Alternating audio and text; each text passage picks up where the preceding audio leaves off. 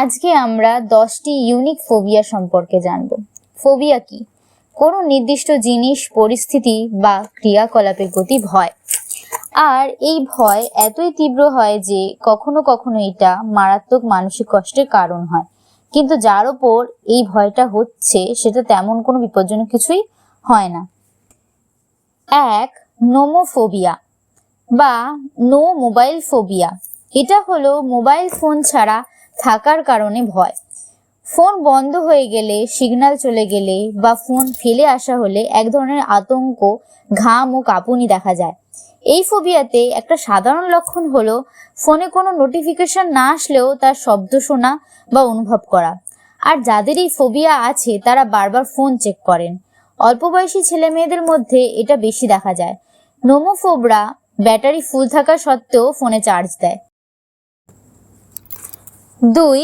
অ্যারিথমোফোবিয়া।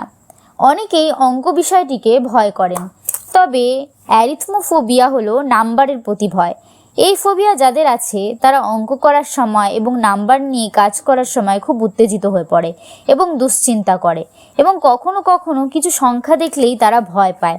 এই ফোবিয়ার কারণে অনেক মানুষেরই জীবন খুবই অসুবিধাজনক হয়ে যায়, কারণ তারা না কোনো ক্যালকুলেশন করতে পারে, না টাকা পয়সা নিয়ে হিসাব করতে পারে। 3. জ্যান্থোফোবিয়া। এই ফোবিয়া হলো হলুদ রঙের প্রতি ভয়। হলুদ রঙের যে কোনো বস্তু, সূর্যের আলো, এমনকি হলুদ কথাটির প্রতিও ভয় হয়। এই ফোবিয়া খুব কম মানুষের মধ্যেই দেখা যায়। এই ফোবিয়া যাদের থাকে তারা হলুদ রঙের সংস্পর্শে এলেই তাদের শরীরে অস্বস্তি সৃষ্টি হয়, দ্রুত হার্টবিট বেড়ে যায় এবং কাঁপুনি আর বমি বমি ভাব দেখা যায়। আর এদের জীবন খুবই কষ্টকর হয়, কারণ চারিদিকে বিভিন্ন হলুদ রঙের জিনিস রয়েছে। 4. অ্যাবলুটোফোবিয়া। এই ফোবিয়া হলো স্নান করাকে ভয়। এই ফোবিয়া বেশিরভাগ বাচ্চাদের ক্ষেত্রে দেখা যায় এবং বয়সের সাথে সাথে কমে যায়, তবে কিছু কিছু মানুষের মধ্যে বড় হওয়ার পরও থাকে।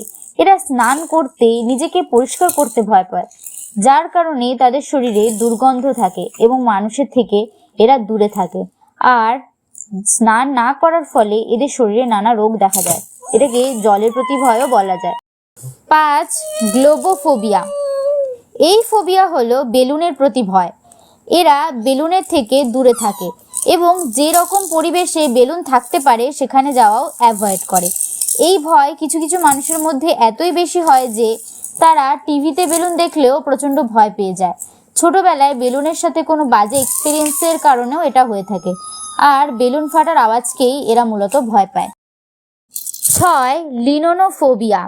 দড়ি বা সুতোর প্রতি ভয়। দড়ি বা সুতোর ব্যাপারে ভাবলেই এদের প্রচণ্ড অস্বস্তি শুরু হয়। সরাসরি দেখা তো অনেক দূরের কথা।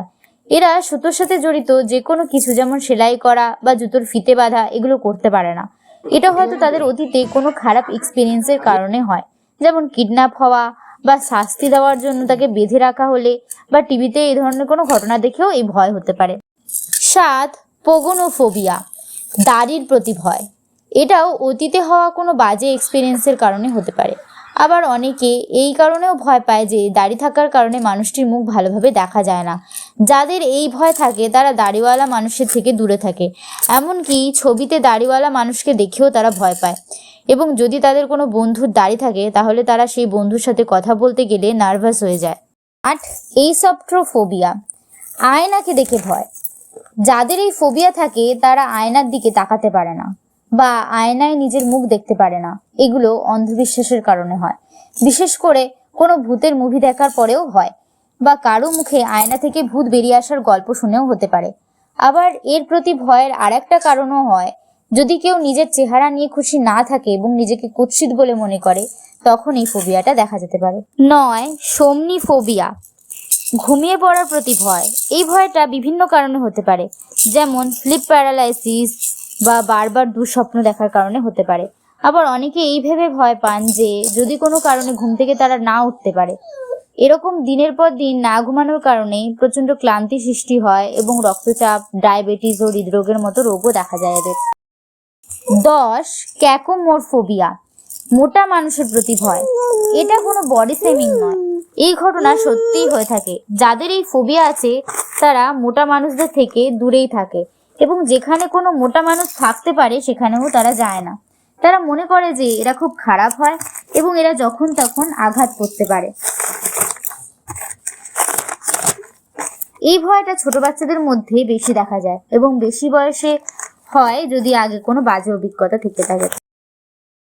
ভিডিওটি ভালো লাগলে লাইক করে দিও, আর এরকম আরও ভিডিও পেতে চাইলে সাবস্ক্রাইব করে দিও।